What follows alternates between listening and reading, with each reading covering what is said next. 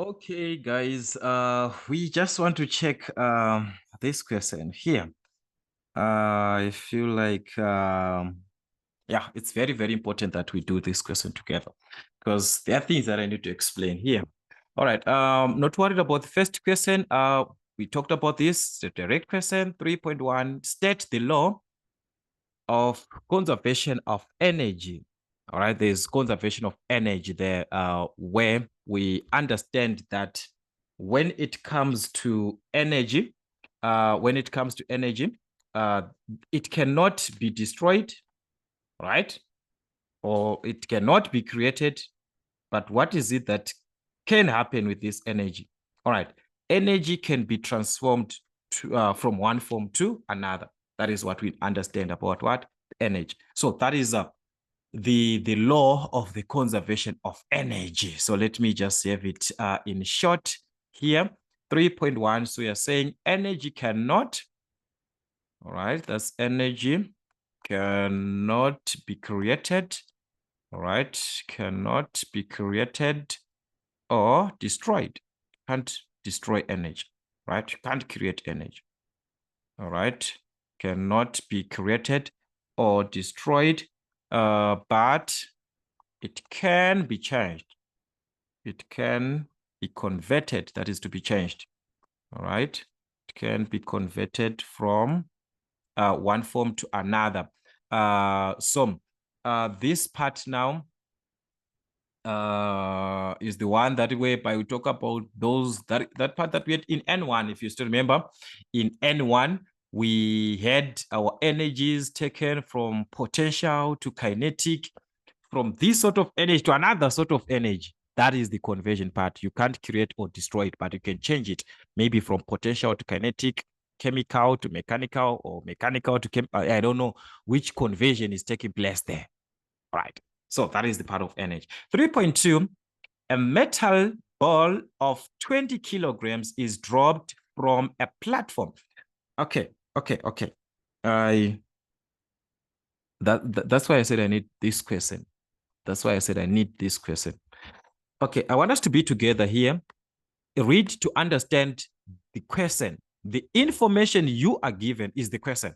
This part that is following is nothing, this one. The question is here.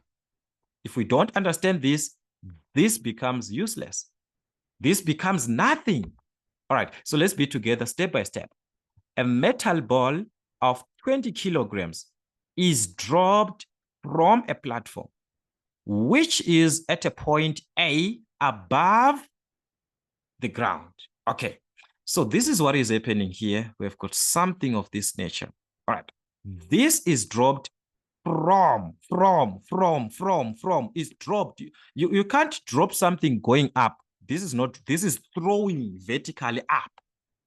I had a question where it was throwing vertically up. No, this one is we are dropping it down. Okay, it is meaning to say initially we are here. This is where we are initially at the starting point. That is where we are initially. And where are we going? Down. It's dropped down. It's going down. So this is our final position now, which is at the ground level here. And this is where it was taken, where they are saying it was dropped from a platform. We don't know it's a table, it's a what, or it's on top of the building or what, anything that is can be 10 meters high. So this is the platform that we're talking about. We do not know what type of platform is that. Is it on top of a table or what? Is it on top of a pole? Is it a building? We do not know. Okay.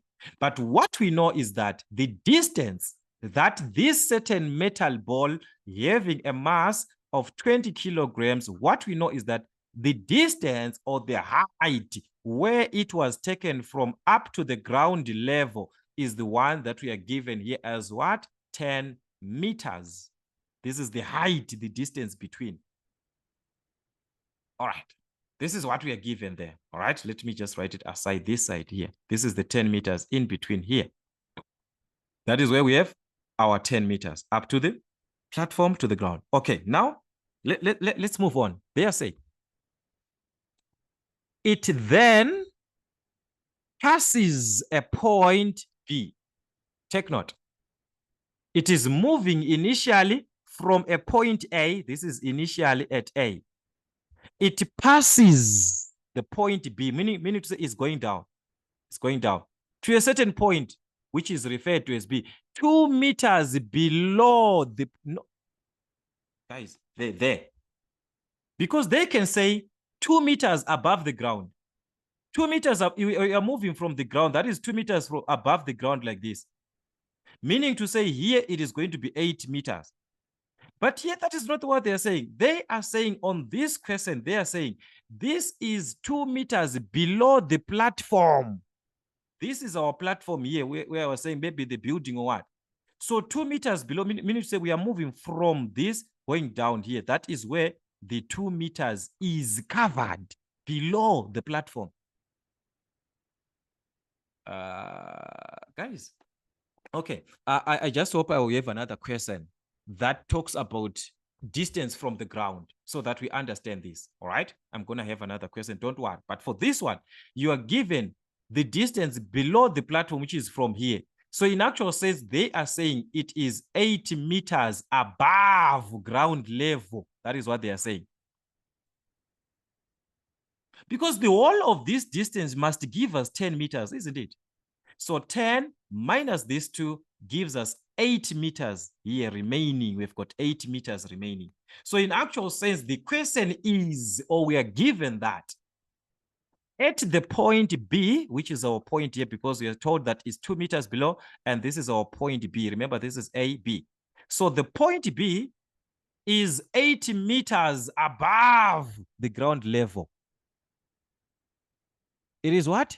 8 meters above the ground level. You understand me when I'm talking about the word above. You understand me. That's why I'm repeating that statement. This one, I'm not worried about 2 meters below. No, I'm not worried about that. I'm worried about above. All right. Because they can give us like that. Then you calculate this one that is remaining. Okay, not a problem. I think now we understand. So this is it. So the remaining distance here above the ground, it's what? It's 8 meters. 10 minus 2, which is 8. Okay, so the question is then, okay, before that, and further proceeds to the point C, which is on the ground. So on the ground, that's where we have the point C. So this is A, B, C. C is now at the ground level. That is where our point C is. B, it's 2 meters below what? Below the surface, which is at this point. Okay, so the first question was calculate 3.21, the kinetic energy of the metal ball at point B, which is 3 marks for that. All right, this question, please, I repeat, and do understand this. Please do understand this. Okay, this is it. This is it here. This is it. All right. I said before, when you are taking a consideration, like I explained previously when I was saying something is going up. All right. When something is going up, is thrown vertically up, initially, you will not know the velocity where you started from. You will not know. You will not know that velocity. You won't know, but you have to be given, or you have to calculate that. With that, we check the exam one that we did. I talked about that. And finally, the final velocity, you know that it will be at 0 meters per second. That one is the one that you know. And the gravitational acceleration taken as a negative because you are going up, which is opposed with this scenario, because this one, take note, a ball was dropped. It was dropped. What is to drop? It's like throwing down. That this time is going down. This is to drop. So meaning to say, if something is being dropped, it will start with what? What is going to be the starting point? That is the question. When it is being dropped, this is the vice versa of this now. Because guys, okay, that's why I said you have to understand me. Let's be together. We threw this one up, and so when we threw this, we are saying at its final position, there is a 0 velocity there. And that is where we are starting from, that point now, and we are going down. So it means this time we know where we are starting from. We are starting at 0. There's no movement at that point because that was our final destination when we were going up. So there was nothing there. But it starts to have the movement as it goes down. There's now movement. So as there is now movement, we will know where it is going to be. The final velocity is the one that we will not know this time. So that is the opposite part. Here, we're not knowing the initial, knowing that the final is 0 when going up. But when going down, the initial is the one that is at 0 meters per second, but the final is the one that we do not know this time. That's the idea there. That's the idea when going down. So if you understand this, you're done. Okay. No, this is not part of the question, but it will answer our question if you this, because you have to get this idea to answer the question. Because the question is not about this, but if you don't understand this, all this part becomes useless, like I said before. All right, anyways, let's answer our question. So the question was 3.21. Calculate the kinetic energy. All right, so the kinetic energy, we know that the kinetic energy is given by half mv squared, which is half times the mass times what? The gravitational acceleration, times the velocity squared. Okay, so this is it. The velocity here is the one that we are, because remember I was saying we do not know this velocity, the final, but we know that initially. So it is the same thing that you're asking yourself to say, okay, if we were to drop this ball up to this point at the ground level, take note, up to the ground level, you are considering the whole of these 10 meters. But that is not what we want. We want the kinetic energy at the point B, meaning to say at the point B here, at the point B, it is the stone, the ball that was being thrown, because this is that was thrown, it is only covered what here? It is only covered 2 meters of the 10 meters. It is only covered 2 meters. So if it is only covered 2 meters, therefore it affects this velocity. The final velocity at these 2 meters is going to be calculated from this formula. Remember that we said that velocity from this formula, we have got v squared, because we've got displacement there. So the distance is supposed to be there. Remember I said v squared is equal to u squared plus 2as, which is 2gs. Remember I said that. And when you are going down, g is taken as a positive. But when going up, g is taken as a negative. I explained that. And this u is equal to 0, this one. So instead of us using this, we are going to take v squared is equal to 2gs. So that means v is going to be the square root of this. Introduce the square to remove the square root. To remove this square, we remain with the v. So v is equal to the square root of 2gs. I also explained about this formula before. So this is the formula to calculate the velocity at any stage. As long you are moving from a point going down, this is the formula that you're going to use to calculate the velocity at any stage. So at B, the velocity is going to be given as what? At B, at point B. The velocity is going to be given as the square root of 2 times the gravitational acceleration of 9,8 times the displacement, the distance covered up to B. Up to where? To B, up to B. The distance up to B. And what is the distance up to B? It is 2 meters. So that's the one that you take there. All right, so that's your velocity. The velocity there was going to be, if you simplify just this part under the square root, I'm just going to show you, because this one I need you to understand. I'm going to show you step by step this question. This one I'm not rushing anyway. I need you to understand this once and for all. We are done. We do not want to keep on repeating one and the same thing throughout.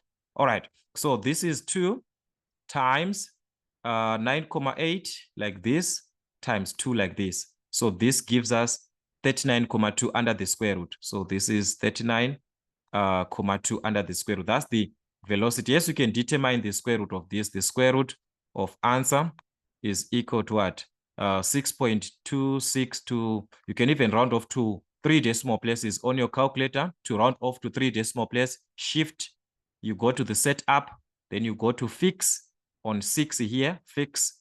So to 3 decimal place, you press 3. So it gives your answer to 3 decimal place if you press this ST here, 6.261. So this is 6.261 meters per second. This is velocity. So like I said, you can even leave your answer under the square root. It does not even affect, because we do not want this. It is just helping us to find what we want. So you can even leave it like this. All right. So to leave it like this, it gives us the exact answer here. Now we can calculate our kinetic energy, because we said the kinetic energy is given by half mv squared. And what was missing was the what? The velocity. We've got the mass in this case of 20 kilograms times the velocity squared, which is the one that we said the velocity at any stage. So this one is the formula for velocity at any stage. At any stage or point. At any stage or point. So you have to calculate the velocity at point B. All right. So at point B, the velocity gave us this. So you're going to write this. You can even write the one under the square root of 39,2 squared like this. This gives us the exact velocity, because this one, it's not a rounded off value. If you want, you can use 6.21. I'm going to show you on the calculator. We have the calculator here. So that's it here. Let us just go back to the calculator. So using this one that I displayed here is going to be half of, all right, sorry, that's 1 over 2. So you're going to have 1 over 2. That's 1 over 2, half of 20. Half of 20 times the square root of, so you're going to have the square root of 39,2. Okay, just move aside here. Sorry, just move this arrow aside, close the bracket, square it like this. All right, so it gives us, because of the rounding off, it gives us to 3 decimal place, but let's just go back to the normal mode. So it's shift normal, you press 8, then normal, press 2, that is 392. So this one is just a direct answer that you're getting, 392. That's why I said, if you use this one, you get exact values. All right, this is kinetic energy measured in joules. But if you had to use 6.261, I'm not saying it's wrong. You're going to get the same answer here. This is times 6 point, that will be 261 squared like this. All right, this is going to give us 32 point, as you can see. So it will be 392,001. All right, if you want it. So it's going to be like that to 3 decimal place. Like I said, you can fix your answer to 3 decimal place. It's going to be 392.001. All right, but as for me, I'm just going to work with the exact value. So I'm just going to use this one. All right, I'm just going to use the exact value. So you can use anything. So that is the case. So whenever you are given this type of a question, you calculate the velocity. That's the easiest way. There are so many ways, but I want to explain this. Now I'm bringing you different ideas, different methods, so that you also choose which one is best to you, okay? So using this, you calculate the velocity at the stage, at the point where it has covered the distance. So like I was saying, the reason why I was mentioning about these 8 meters here is because they can give us this, meaning to say you don't use this 8, no. You use the one that is covered, because they can use that. They can tell you that it's 8 meters above ground. So you have to subtract 10 minus 8. You get 2. Then you use the 2, the one that is from where it was thrown, from where it was dropped from. We need the distance, this one. The distance, this S, is the distance covered from the initial point where it was dropped from. Where it was dropped from this platform above. So you consider this distance, all right? I hope we are clear there, all right? I hope we are clear on this one. We shall see more questions to come. 3.22, the velocity of the metal ball at point C. The velocity at point C. Remember what I said about the velocity. I said this formula here that you see, don't play with this one, this one, this one. It answers all the problems on velocity. As long it has to do with the velocity at any point, this formula, don't play with it. It answers all. So you have to take it by heart. Okay. Because initially the velocity is 0. That's why we are taking this formula as it is. All right. So this is it now. They are saying we need the velocity at the point, at point C. So at point C, what is it that we consider there? All right, let's write our formula down. That's 3.22.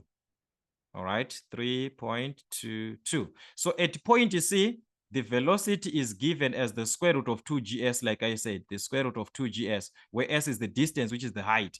So at point C, what is the height? The height is the one that was taken from where it was thrown, meaning to say we are talking about the whole of the 10 meters. Remember, I said the distance here is the distance from where it was dropped. So at point C, that is, we are covering the whole distance of 10 meters. Take note, guys. We calculated the velocity at B. Don't you still remember? We used the 2 meters. Why? The distance from where it was dropped, from where it was from. So this one, from where it was dropped up to C, the distance there is what? It's 10. So we're going to use 10 meters. So it's going to be the square root of 2 times the gravitational acceleration of 9,8 times the distance of 10. So that's our velocity. That one's straightforward. So that was going to give us the square root of 196 if we simplify this part under the square root. So that's the square root of 196. And what is the square root of 196 from our calculator? That is going to be 14. So that's 14 meters per second. So that is the velocity at the what? At the point C. All right. That is how the question might be given as. So you have to be very, very, very careful. All right.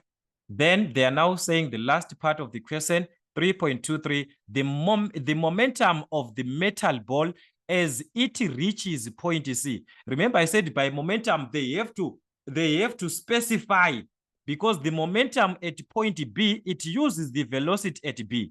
The momentum at point C, it uses the velocity at C. So they want you to calculate the momentum when it reaches the point C. So you must use the velocity at point C. What is the velocity at point C? This is the velocity that we calculated at point C. Remember, on 3.22 here, 3.22, we calculated the velocity at what? At point C. So the velocity at point C is already there.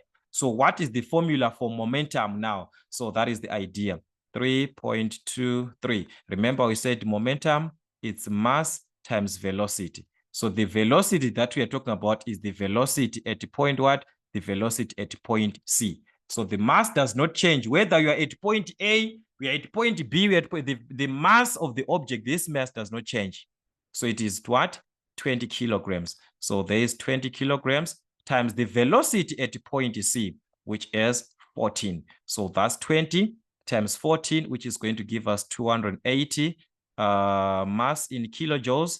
Then the velocity in meters per second. So it's kilojoules times meters per second, or kilojoules meters per second, like this, right? Still one and the same thing. So that is how our questions are given as, and we have to be very, very careful. How do we attempt these questions in exam? So more questions to come as we are revising now towards our exams and also preparing for our tests, which are very, very important, as they give us a case mark, a certain mark that you need in exam. So we shall see more questions of this nature from Maths Zone African Motives as we move on as a family. But for now, that's it till we meet again.